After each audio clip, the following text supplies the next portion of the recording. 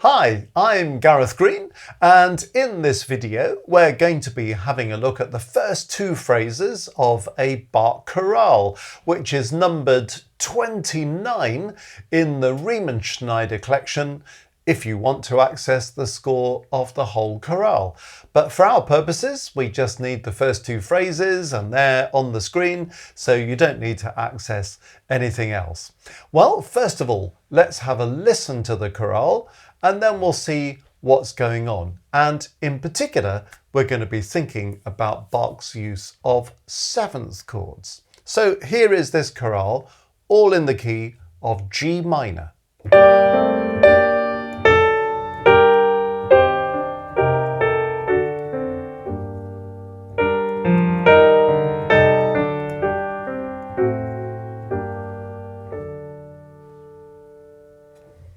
Another rather beautiful harmonization, isn't it? Okay, let's see what's going on. Well, the very first thing to notice about this chorale is that we have two repeated notes, these two Ds. Now, for those of you who are having to harmonize chorale melodies as an exercise in improving your harmony, or because you're preparing for an exam where this is required, repeated notes are sometimes a bit of a nuisance, aren't they? So what do we do when we've got a repeated dominant note like we have here? Well, the most obvious thing is to say, well, we'll harmonize one of them with a tonic chord and the other with a dominant chord. So you could go from chord 1 to chord 5, or the other way around, chord 5 to chord 1. Sounds good because you get harmonic progression from the first note to the second note, particularly as these are the first two notes of the chorale. Interestingly, Bach chooses not to do that. He chooses to stick with the tonic chord for both of the first two notes. Now, the danger of that is it can make the whole thing feel a bit stuck. I mean, if you just go 1-1, well, it doesn't feel as if it's going anywhere, does it? So why would you want to do that?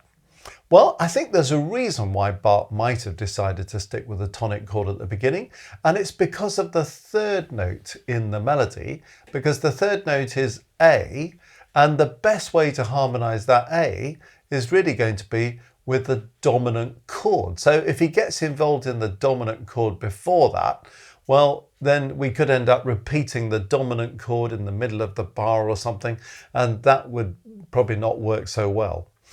So how does he deal with it? He deals with it by using an inversion, and this is a very good issue to think about. You know, when do we use inversions?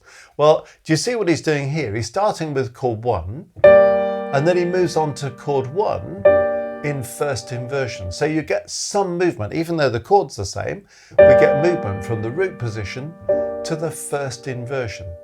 And then just to make that sound even more interesting and to try and kind of distract from the thought that maybe we're just repeating the tonic chord, he decides to put double passing notes or double passing tones into the tenor and the bass part. And that really kind of slightly conceals this repeated tonic chord, doesn't it? Gets some rhythmic interest in there, throws a little bit of unaccented dissonance in. The fact that it's double passing notes or passing tones, not just single, just adds to that. So wonderful use of going from a root position to a first inversion and putting those double inessential notes in. From there, when we go to beat 3, he uses that dominant chord and it works so well, doesn't it, after the first two tonic chords? Because now we've gone somewhere new on that third beat. And he decides to go for that dominant chord in first inversion. So we've got two first inversion chords next to each other, which makes sense. It's partly because actually having gone from that first inversion of the tonic, if he'd gone to a dominant chord in root position, the bass would have had a big leap down of a 6. So actually just to mitigate that leap a little bit is quite handy. And also because he's going to use the tonic chord again at the end of this first bar, this first measure. And by using the dominant chord in first inversion, then it enables the bass to move by step. F sharp, G, and of course the alto is going by step as well. So it's much smoother on the part writing. And notice his use of common notes as well.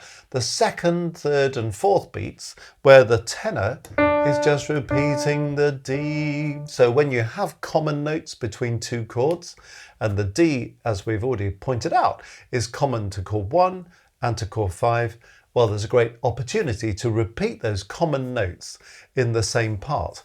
And notice that the alto part is moving by step. So it just keeps stability in there, particularly when the bass is doing this leap from B flat to F sharp. So that first bar.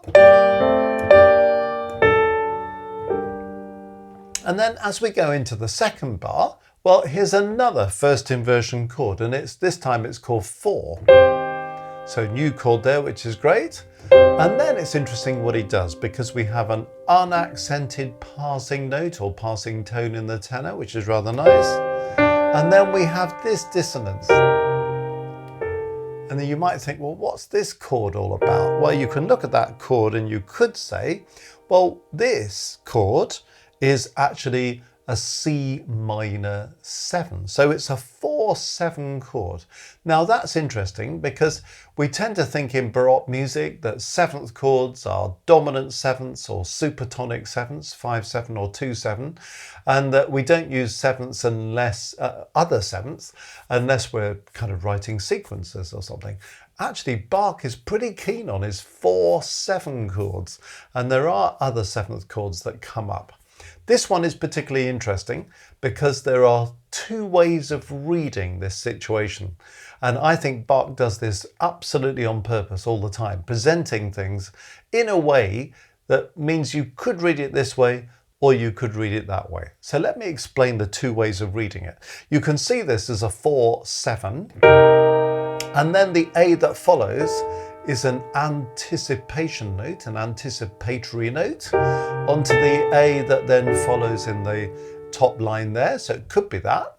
Or you could see this B flat as an accented passing note or accented passing tone onto A, and therefore regard the A as a chord tone, a harmony note, in which case this chord is then 2/7B.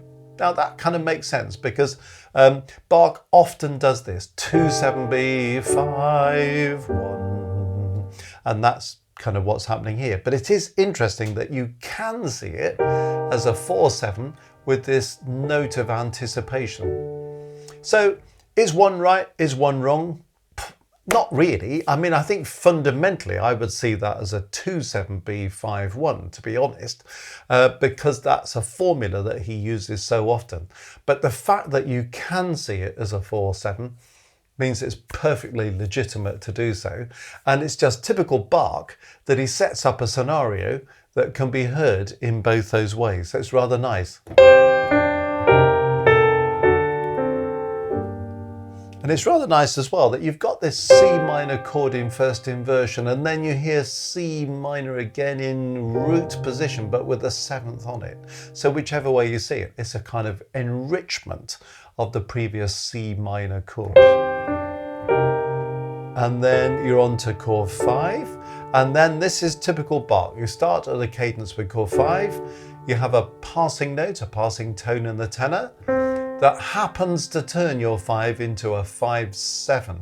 So it strengthens the 5. The 5 becomes stronger when you add that 7th in passing.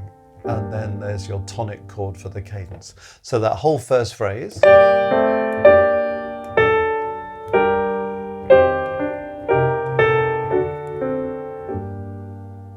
Okay, let's see what happens in the second phrase. And again, the second phrase is in G minor, so quite unusual in a sense to have the first two phrases all in the tonic key without any hint of modulation or secondary dominant or anything else going on, but it does happen. So if you are having to write these things or harmonize chorale melodies and you're sort of panicking thinking, oh my goodness, where can I get a modulation in here? In this case, it really doesn't need one.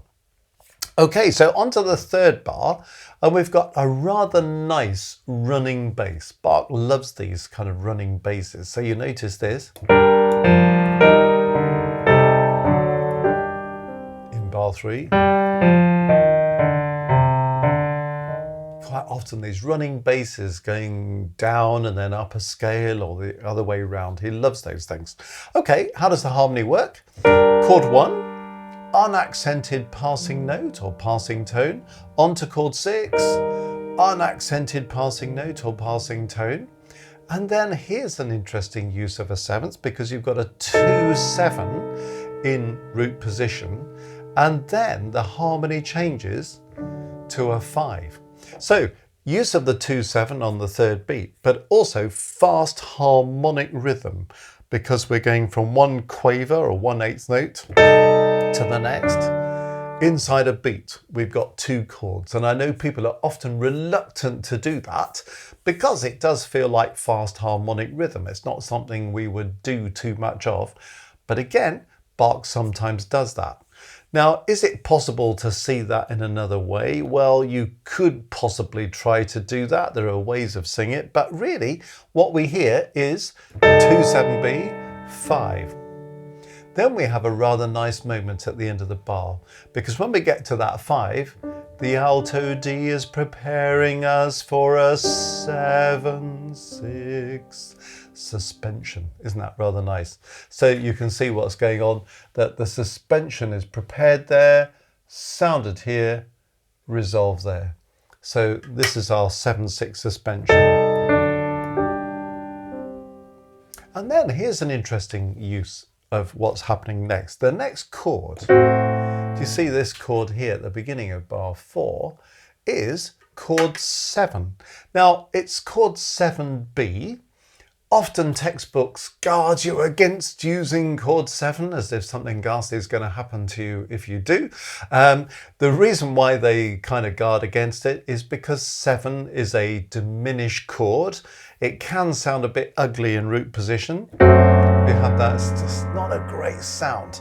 And you get this kind of emphasis of the tritone when you've got that F sharp in the bass, and then you hear the tritone, it kind of shouts at you.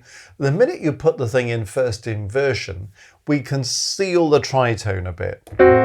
So then it works really rather well. So if you're going to use a diminished chord, it's often better used in first inversion. So that's chord 7 in major and minor keys, and it's chord 2 in minor keys. And that's often the one that we've really got to think about, chord 2 in a minor key, assuming you're working with the harmonic minor scale. Anyway, here's a chord 7, and he's got it in first inversion. And you might think that's a slightly unusual thing to do, because he could have used a chord 5, couldn't he? And a chord 5, you might think, well, that's a bit cleaner, isn't it? But again, he's going to use chord 5 for the last chord of the phrase. So does he want to go 5-1-5 at this cadence?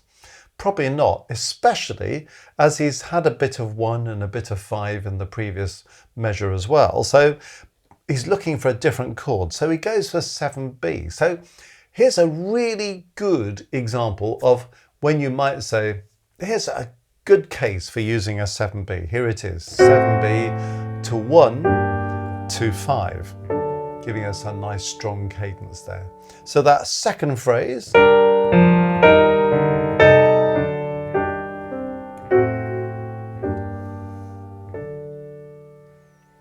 so it's a lovely pair of phrases, isn't it? And some interesting things to note about the way he's harmonized that. And also just sort of seeing how those 7th chords work.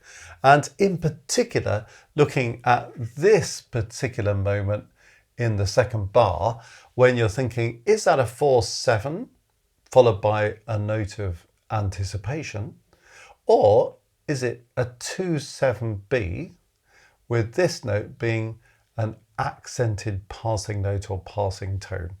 And the fact that it could be either makes it particularly interesting and very typically Bach. So if you're involved in trying to harmonize these things, well, obviously using 7th chords, if you're dealing with chord 5, particularly this idea, you start with a chord 5 and then you add a 7th as a as a passing tone or as an embellishment of the chord just to enrich it. That's good. But also thinking outside the box of 2/7. Well, we've got some 2/7 here, but also thinking about, well, what about a 4/7? Because he does actually quite like to use 4/7. Anyway, how does it all fit together? Like this.